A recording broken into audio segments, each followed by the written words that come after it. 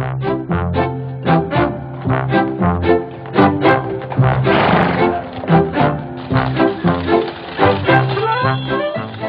may think it's the 21st century, but in Fort Steele Heritage Town, it's still the 1890s. Fort Steele is a living museum. Here visitors can transport themselves back in time to see how people in a Canadian frontier town lived. We really tried to keep an atmosphere of what it was like in the 1890s here on this site. We want to give people a full experience of what it was like to live back then. Fort Steele is located in Canada's westernmost province of British Columbia, in the heart of the Rocky Mountains and just north of the U.S.-Canadian border. So what was it like in Canada during the 19th century? The late 1800s were a period of westward expansion and development in Canada. Some people were moving west, seeking their fortunes in the gold fields. Others came to claim land for farms and ranches. The shopkeepers and tradesmen came soon after, offering goods and services to the new settlers. New frontier towns were born.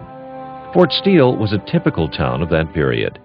It began as a ferry crossing over the Kootenay River, providing a way for miners to reach the gold fields. Then, in 1898, the Canadian Pacific Railway located their new rail line through the neighboring town of Cranbrook. Within a few years, the population of Fort Steele was reduced to a couple of hundred. For more than 50 years, the town was deserted. Then some local citizens decided they wanted to restore this fascinating piece of local history. Fort Steele Heritage Town was started in 1961, largely through the efforts of interested community members who wanted to preserve this significant historic site. Now we have over 60 restored historic buildings, including a theater, restaurant, bakery, and lots of other attractions. One of those attractions is the Royal Canadian Mounted Police Post. The Royal Canadian Mounted Police were Canada's answer to keeping law and order in frontier settlements. They came as peacemakers. There was never a shot fired. There was never anything like that done here. They solved all of their problems through words rather than violence. Do you understand this, constables? Yes, sir, Sergeant Major Sauer, sir! Today, those up to the challenge can experience what life was like for the Mounties, the ordinary enlisted men, called constables, and the officers, like Superintendent Sam Steele, for whom the town was eventually named. Through other displays and interpreters, visitors can learn what it was like to live without electricity, running water, and many of the 21st century comforts we take for granted. In the 1890s, families didn't have any running hot or cold water. Instead, they would have to use a pump to get their water. And for any hot water they wanted, they would have to heat it on the stove. At Fort Steele, visitors can also see how tradesmen performed their work and learn about the vital roles they played in the frontier community. Blacksmith was a very important person in any pioneer community. They kept the horses with shoes on their feet, which kept them from damaging their hooves. They also made wagons and wheels, and all kinds of tools that a farmer would have used would have been fixed or repaired or built by a blacksmith.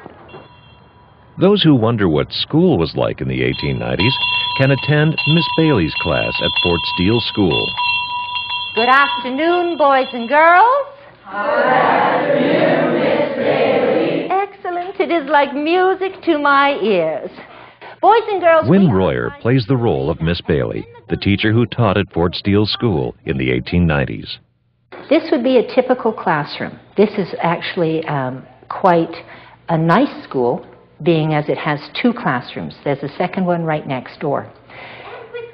Within these two classrooms, she would have taught grades 1 through 8. Good for you, dear. You remembered that you are meant to raise your hand. As you walk through the streets, you may encounter other characters from Fort Steele's past who will make life in the 1890s come alive. I'm a short-distance hauler. Well, actually, Angelica here does the hauling, and I just lead her around. If you're hungry, stop for lunch at the International Hotel, or try some coffee and pastries at Fort Steele's Bakery. And what does the future hold for this historic town? Canadians are becoming more and more interested in history. So over the next few years, we predict that more and more visitors will be coming to Fort Steele. So we like to add new attractions each year. Our old-time trades like our blacksmith, tinsmith, and harness maker have been very popular. So I think that we'll be adding maybe a boot maker or hat maker in the future. Okay, there you go. Thank you. So if you need a break from the hectic pace of the 21st century, or if you're just curious about what life was like in a 19th century Canadian frontier town, come visit Fort Steele Heritage Town, alive and booming once again.